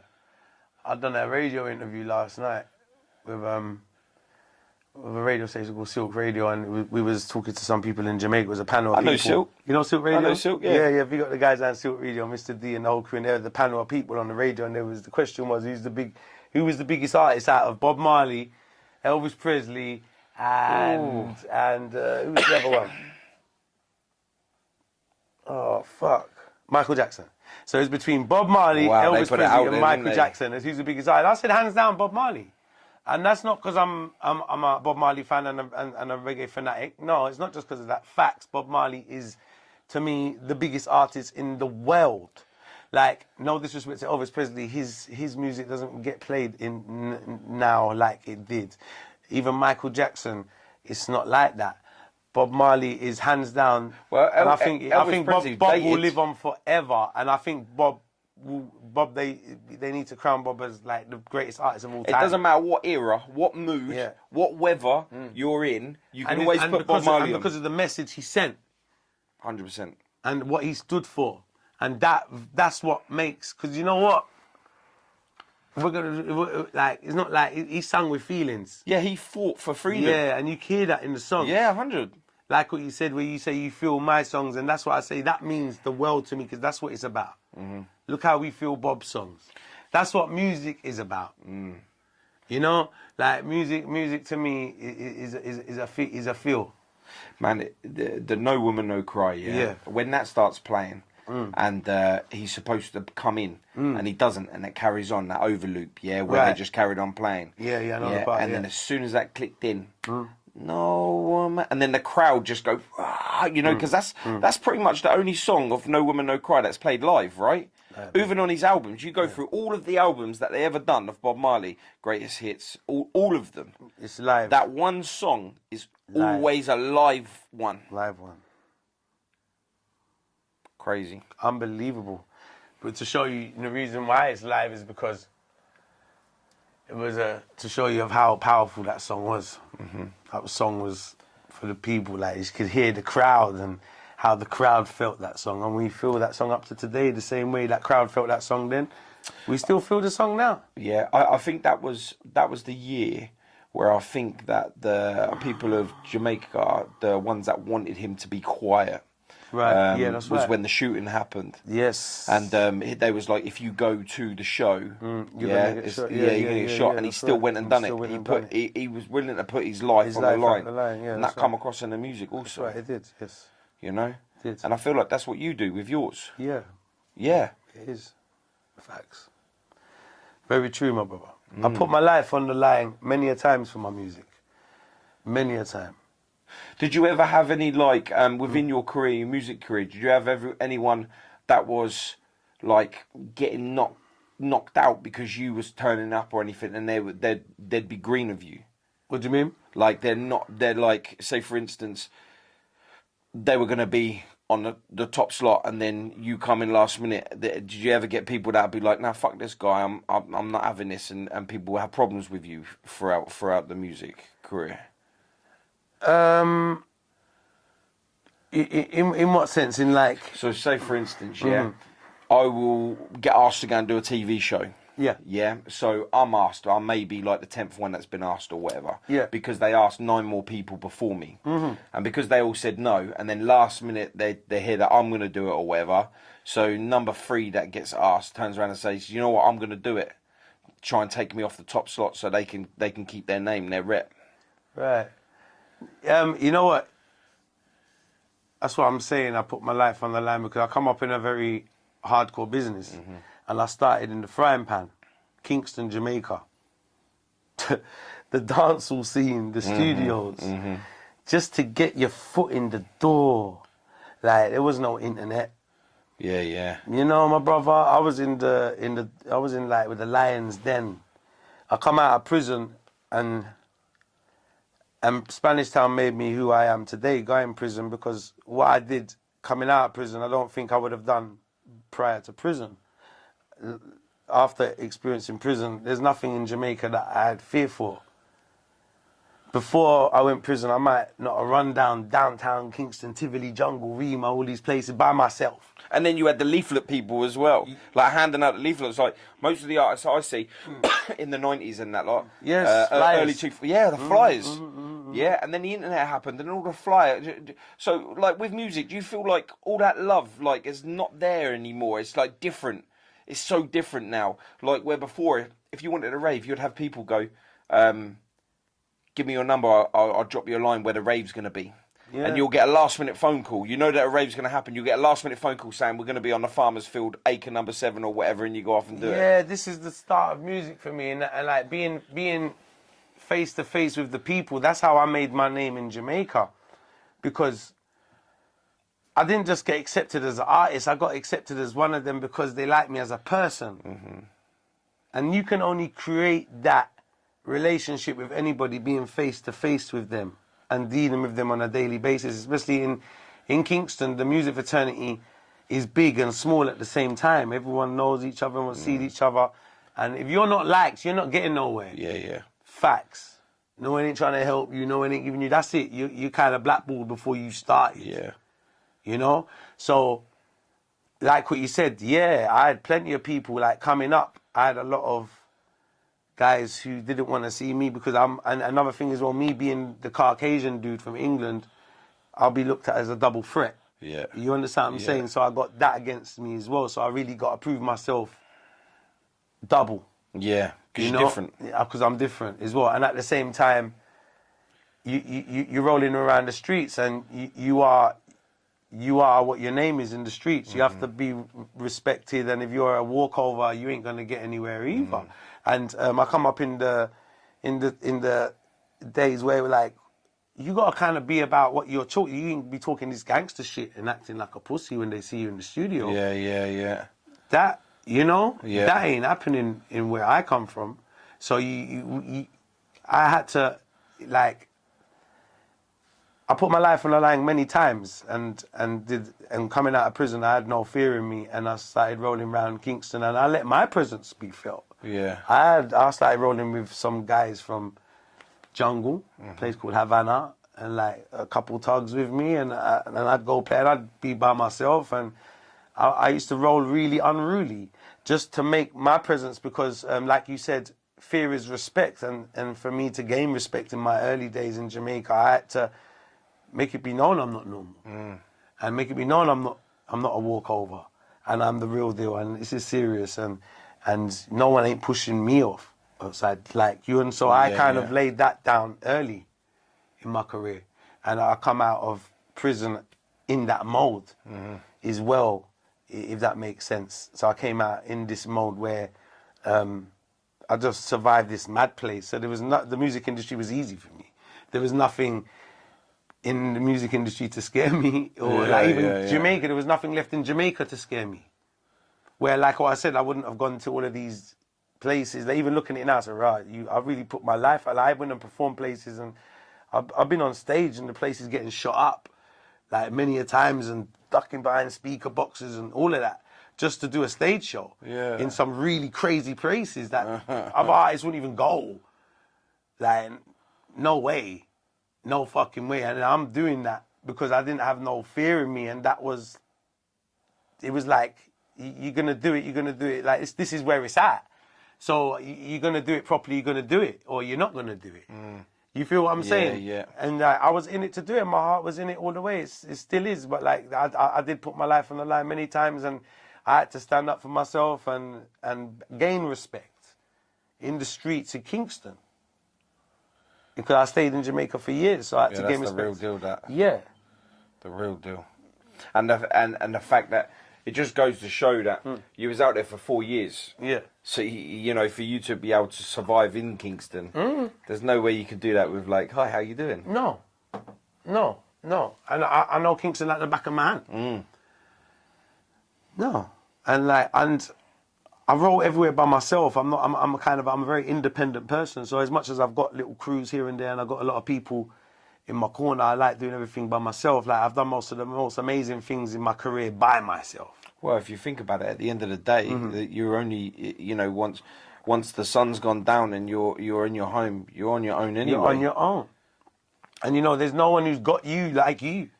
Yeah. And when you're on a mission, like when I was in Jamaica, it was mad. I was like a man on a mission, man, because I come out of prison and I wasn't like no tourist. I wasn't interested in going to the beach. I didn't even get a suntan. My bro, because I'm in the studios, I'm here, I'm living like a nightlife. I'm in the clubs, the studios, the this, the that. I'm living like, my whole aim is just music to make my career a success. So I didn't give, like, I remember like being with her ex-girlfriend and she said to me, I was like with her for like 6 months in Jamaica, I never took her to the beach once. And she never went to Jamaica before. And I felt bad. I was like, oh, fuck. You know, I might have taken her once. And then when she mentioned, I think I'd taken her, but before we went back, I think I took her once. And I was thinking, fucking hell, I don't even take her to the beach.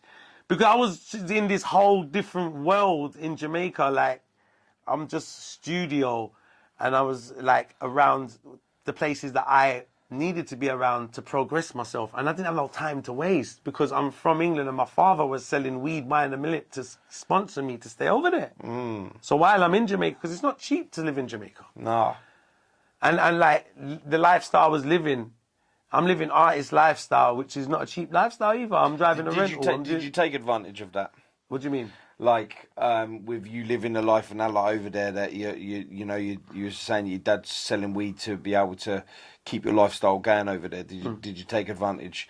Did you take advantage of that? Like, you know, that he was putting his liberty on the line for this. No, because I couldn't take advantage of something that I'm a part of. Yeah. No, I feel like I'm taking advantage of myself. He took over my weed business. Okay. You understand what I'm saying? Yeah. He wasn't selling weed before I went to prison. I used to sell the weed. Because I've got locked up now. He was forced to sell the weed. Okay. So he ended up taking over my weed business and did it very successfully. and made it even more successful than I did. Did you just step back and go, Dad, like... He did, but he went crazy. He went OTT. That's a whole nother story. He went OTT. So he made a lot of money. He went OTT. He didn't give a fuck. No. What advantage? No, come on. No, that's never in a million years, my brother.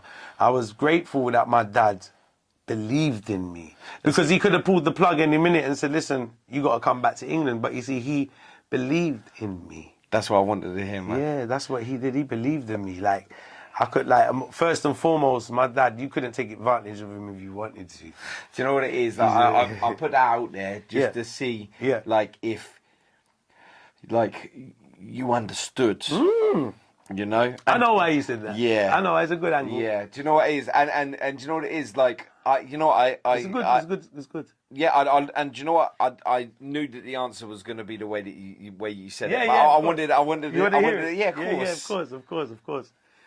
No, I respect that.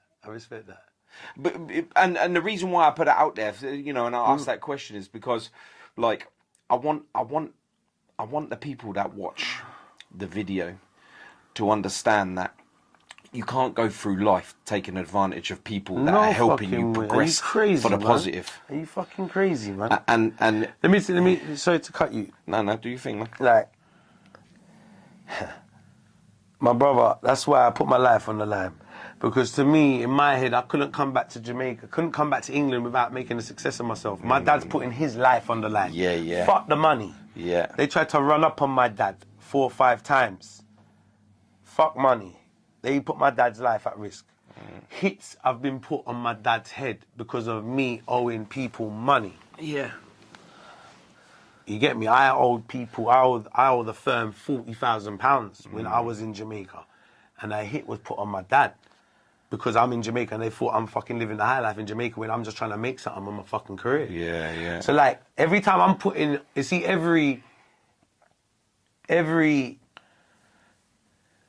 time, every move I make, every time I go on stage in Jamaica, in my head it's like, I can't afford to not make this work.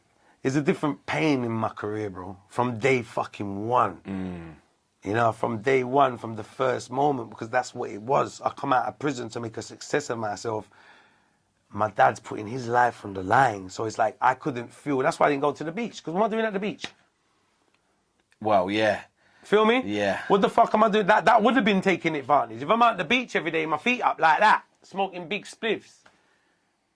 No, I'm running around like, I wouldn't even, that's why, you're not on getting progress? And anyone who wasn't progressive, I was diverted from them. Because my time, like what you said, time is the essence. Well, look. And I knew I would have to, sorry to cut you, I knew I would have to fly back to England at some point. So I'm trying to get as much done in Jamaica and make it, I didn't want to call back without a #1 song. And I ended up getting a record deal with the biggest producer in Jamaica, Steely and Clevie. Yeah. Yeah. So I actually, it's a shame, and Steely died the same year my dad died. Crazy. So I got the record deal. I didn't actually sign the contract because my dad got locked up. So the reason why I had to come back to England, I was on the verge of, I was like the hottest artist in Jamaica on stage at the time. Me and Vibes Cartel were the hottest new young artists. And I was on the verge of being like, recording some big hit songs out there and all of that stuff. And my dad got locked up because of his selling weed. Like a shopkeeper selling fruit and veg. You know what I mean? So like, I had to go back to England, and I'm thrown in the deep end again in England with that situation. So back to that deep end now. But I had to keep that business going and still pursue my career, what I already started, sort of thing. You understand what I'm saying? Yeah. Yeah, but Jamaica was very intense for me, man. That's why you probably see how me react like this. Not react, but how I express myself towards it. It was very intense for me in the sense of like, I couldn't afford to go wrong in my head at no time. Well, I mean, you can tell that you fought that because, like you said, you were in Jamaica, you had no tan, you was with a bird for six months, never took her to the beach once. Yeah. You know what I mean? And it was like... Yeah. Loving life. Well, you're loving life because you're progressing. Every step that you're taking is towards... where you need it to be. Exactly. But this is it. And you know what? Like, I lived some great life in Jamaica. Don't get it twisted. I lived some amazing life in Jamaica, and I had people like Garth Henriquez, and I met like Lexus and Elephant Man, and I became friends with all of the artists. Like, my idols became my friends. It was amazing. I became partying with them on a daily basis. We became family. Yeah. You know, Jamaica missed me when I left. Yeah. That was emotional to see them miss me. They missed me when I left. Like, love that. Yeah, it was really emotional. Like, even down, Buju Banton, obviously, in his studio, I'd be around there every day, smoking weed, and all the artists would be there, and same with Mixing Lab. So, like, and when I left, it'd all be, up to today, they still, big up the guy I'm still in contact with loads of my co-workers over there, and they are my brothers and my co-workers, and some of the realest people I met, and some people I met coming out of prison, and they see me doing this from 2002. It's emotional because they see me come out of prison 2002 and they see me on the grind, and I haven't stopped. It's 2022. I haven't stopped. I come out of prison 2002, bro.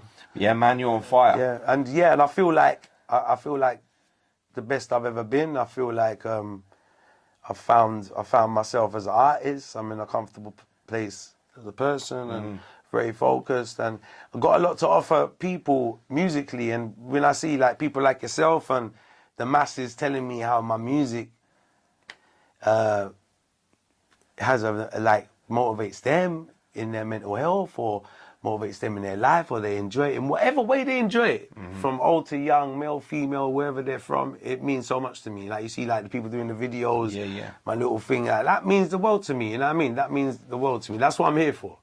Yeah, 100%. Yeah, that's what I mean. And this is why I had to podcast you, man, because I see that movement. It means a lot, man. I seen your podcast before. I heard your story in that lot.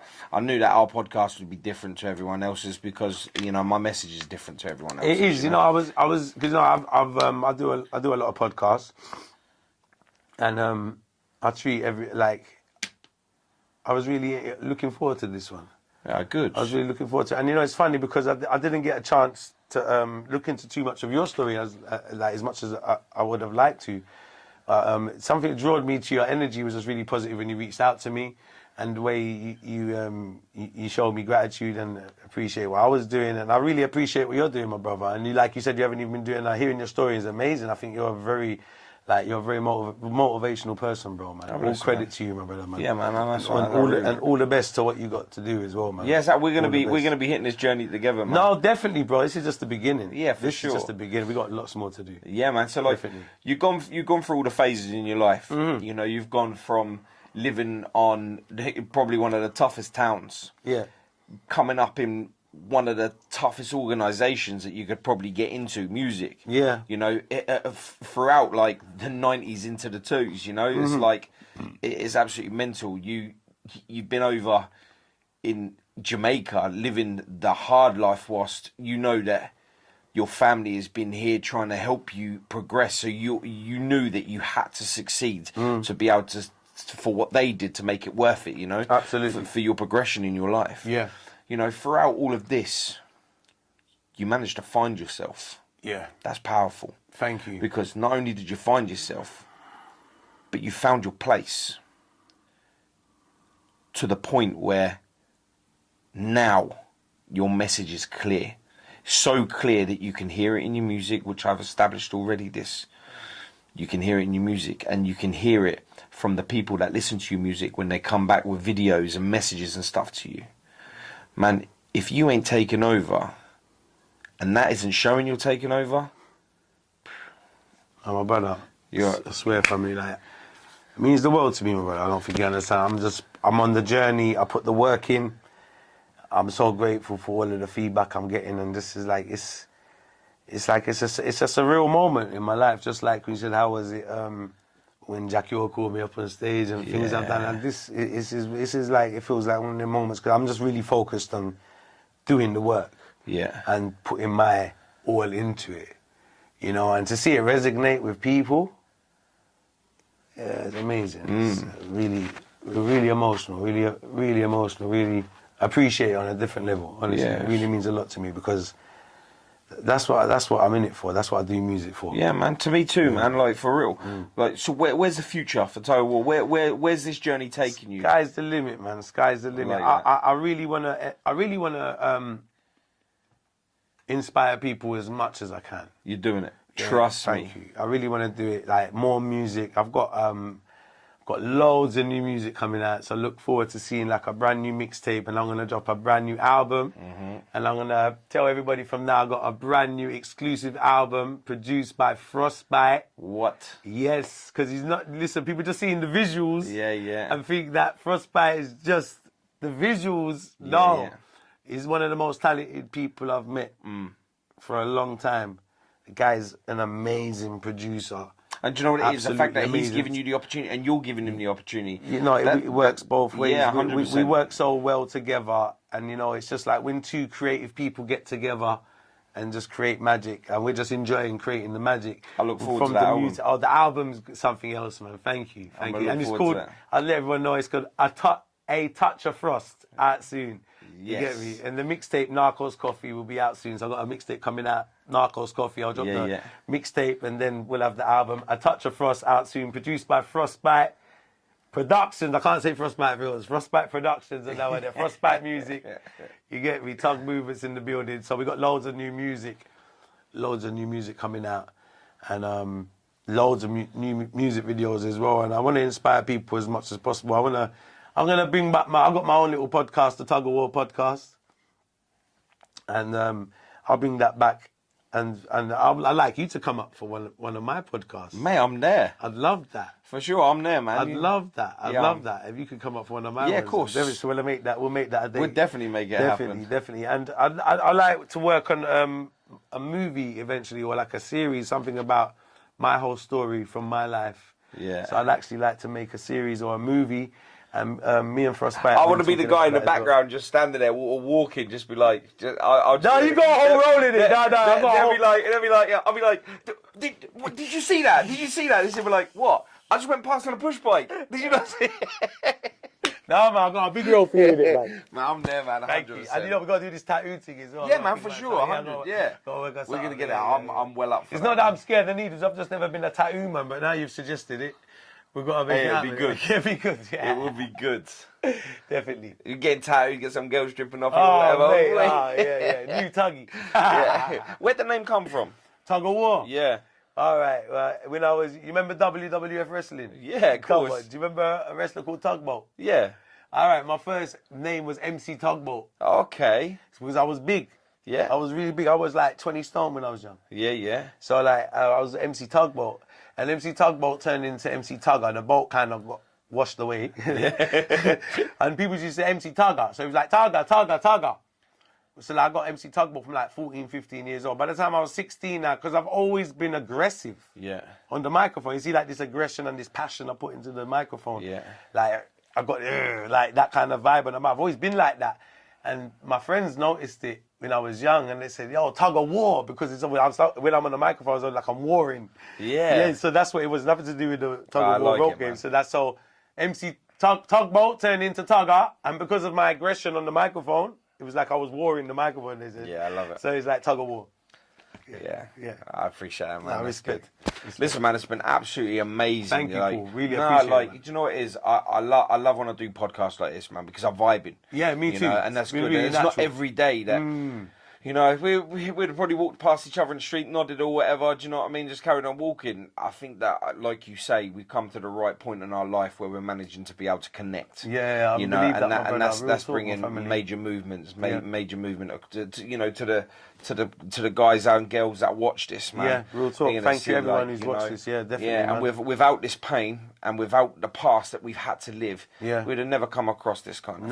No, exactly. You know what I mean? That's why I said the universe makes it happen at the right time. time. I'm universe is what I believe in. Man. Yeah, me too. You know, and we're gonna progress. We're definitely gonna progress. We've got some things that we just talked about in this that we're gonna be linking with for the future. Definitely. And Definitely. yeah, I'm down for it all, man. Thank you, my brother. Listen, I love you. I appreciate you. Appreciate you too, man. Nah, man. And thank you, Jamie, as well. Thank you for coming thanks down. to Jamie. Really you know what, Jamie always gets like the thanks afterwards. He's never on the camera, so like the fact that you done that is like because when he produces the videos and that, like at the end of it goes the podcast produced by Jamie. By Jamie. Yeah. So, But it's too late. They never said it. No, man. I have to big up Jamie from early. Jamie. Teamwork make the dream work. Like, without a doubt. You know, teamwork make the dream work. I think like the team is very important. Even when I see, I'm a very observant person. So when I can see the connection you two guys got just by the energy. Without the love, mate, you don't have the passion. No, absolutely. Man, definitely. Thank you so much. I appreciate you. You're welcome, my brother. Man, I appreciate you. Thank you. Enough love every time. Yes. Let's up. Nyang! Nyang! I miss